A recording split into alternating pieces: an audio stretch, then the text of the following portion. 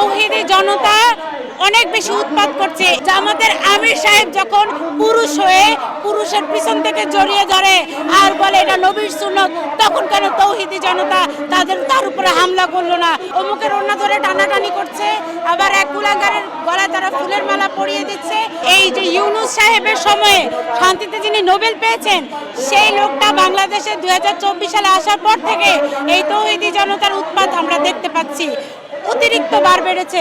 মাজার থেকে তারা কি করছে, কবর থেকে লাশ উঠিয়ে লাশ পুড়িয়ে ফেলছে, অমুকের ওড়না ধরে টানাটানি করছে, আবার এক গুলাগারের গলায় তারা ফুলের মালা পরিয়ে দিচ্ছে। এই তৌহিদি জনতা কি করলো, একজন শামীম নামের একজন পীর সাহেবকে কেটে কুপিয়ে হত্যা করলো, মাজার লুটপাট করলো, টাকা পয়সা লুটপাট করলো, বিভিন্ন জায়গায় তারা লুটপাট করছে। এই তৌহিদি জনতার আসলে কোনো সাংগঠনিক পরিচয় নেই।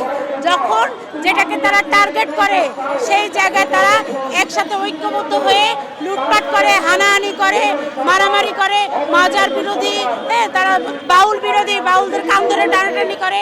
আসলে এই তৌহিদি জনতার পিছনে উস্কে দেওয়া আছে বাংলাদেশকে যারা ভালোবাসেনি সেই রাজাকার গোষ্ঠী, যারা বাংলাদেশকে 1971 সালে চায়নি, যারা সবসময় চেয়েছে বাংলাদেশে অশান্তি লেগে থাকুক, যারা সবসময় চেয়েছে বাংলাদেশের মানুষ দুঃখ দুর্দশায় চোখের পানি ফেলুক।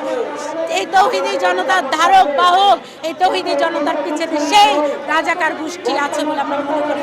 তা না হলে চরমোনায়ের পীরকে কেন কেউ একটা থাপ্পড়ও দিল না, যখন চরমোনায়ের পীর বলেছে যে কোরআন শরীফ হচ্ছে শুভঙ্করের ফাঁকি। জামাতের আমির সাহেব যখন পুরুষ হয়ে পুরুষের পিছন থেকে জড়িয়ে ধরে আর বলে এটা নবীর সুন্নত, তখন কেন তৌহিদি জনতা তার উপরে হামলা করলো না? নবীর সুন্নত কোথায় পেয়েছেন? এটা তো সমকামিতা। পুরুষ পুরুষের পিছের থেকে জড়িয়ে ধরবে, এটা সমকামিতা।